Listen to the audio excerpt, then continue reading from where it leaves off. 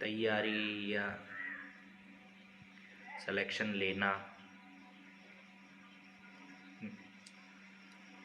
जो जितना मुझे समझ में आया है, जो मुझे लगता है उस अकॉर्डिंग ये 3 पार्ट्स की जर्नी है ये पूरी, या कहें 3 स्टेप की जर्नी है ये।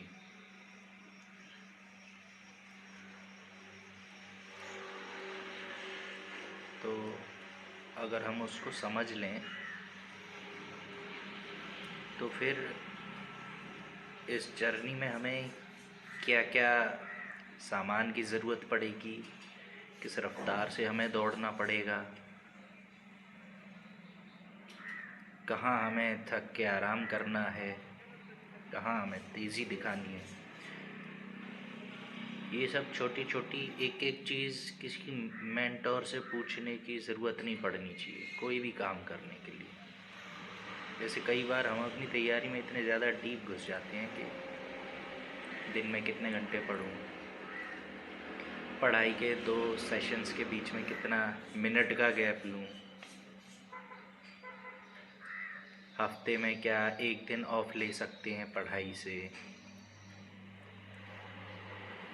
या इवन ये कि मैं इतने क्वेश्चंस अटेम्प्ट करके आया हूँ और इसमें मेरी एक्यूरेसी लगभग इतनी रहेगी, तो एग्ज़ाम्स दे के आते हैं और आते ही फिर एक्सपेक्टेड कट ऑफ चेक करना। तो ये एक बहुत ही ज़्यादा डीप में जा कर के हम लोग कोशिश करते हैं। तो मुझे लगता है सबसे पहले तो वो यूज़लेस चीज़ें, ये इंसान अपने आप रास्ते ढूंढ लेता है कि उसको इनके जवाब किसी और से पूछने की ज़रूरत नहीं पड़ती है। फिर जो मोटी मोटी गाइडलाइन, जो एक कहें कि जो पाथ है, बस उस पर बात करूँगा मैं ये मान के चल रहा हूँ कि at least you took the first step.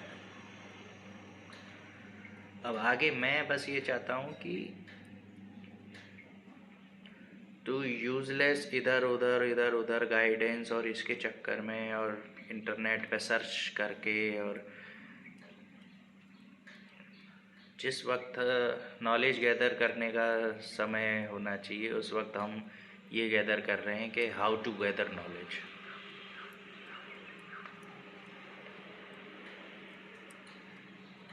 तो उस चक्रव्यूह में नहीं फंसते हुए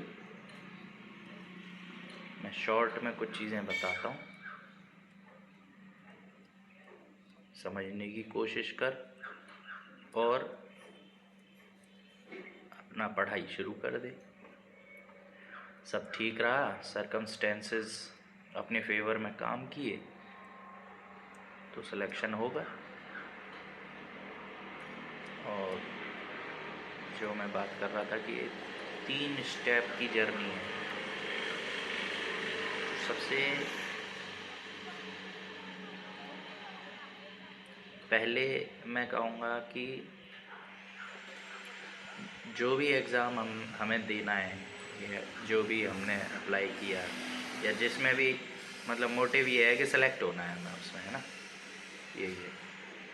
तो उस एग्ज़ाम में सेलेक्ट होना है, उसको क्लियर करना है, ये चीज़ हमारे दिमाग में बहुत क्लियरली कंक्रीट फॉर्म में सेट होनी चाहिए। इसका मतलब ये हुआ कि ऐसा ना हो कि मुझे SBI PO देना है, अब फिर 2 दिन बाद मैं सोच रहा हूँ कि किसी दिन पढ़ाई में मन नहीं लग रहा है, या ऐसा लग रहा है तो बहुत टफ है, तो फिर सोचने लगा कि SBI PO तो बेकार है यार, मैं तो कुछ और दे लेता हूँ, ISRO का एग्ज़ाम दे लेता हूँ, साइंटिस्ट बनूँगा।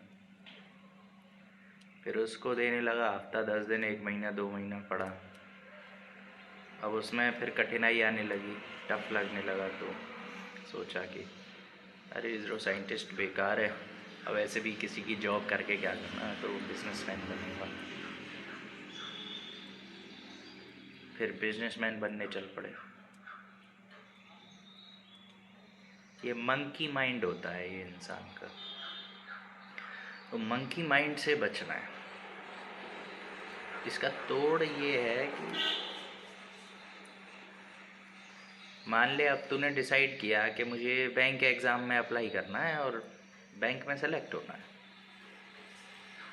अब तेरा मंकी माइंड का रोल स्टार्ट हो जाए कुछ दिन बाद,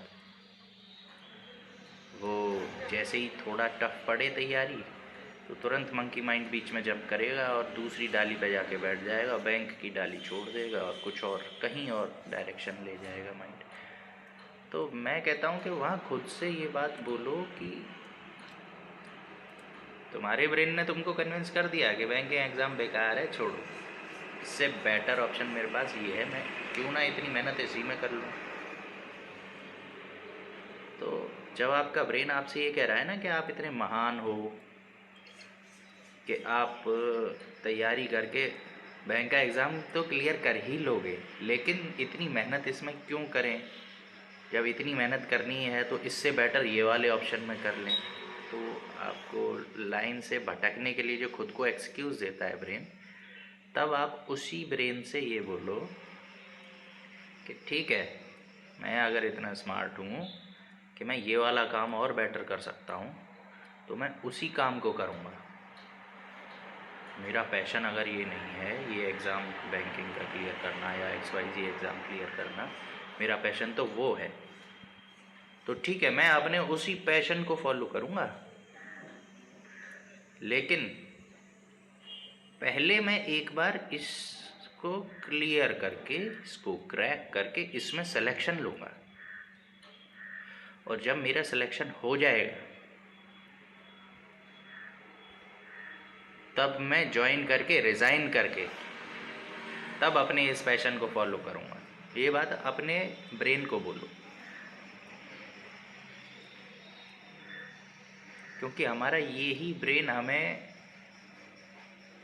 लाइफ में कुछ भी अचीव कर देने से रोकता है, हर किसी का। मंकी माइंड का सबसे बड़ा प्रूफ हमें कहीं और ढूंढने की ज़रूरत नहीं है, अपने अंदर मिलता है। तू खुद अपने अंदर भी ढूंढेगा तो तुझे पास्ट का तेरा मंकी माइंड दिख जाएगा, सब में एग्जिस्ट करता है ये।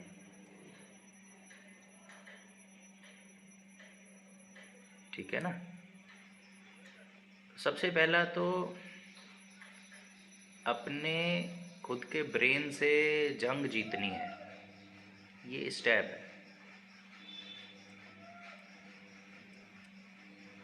क्लियर।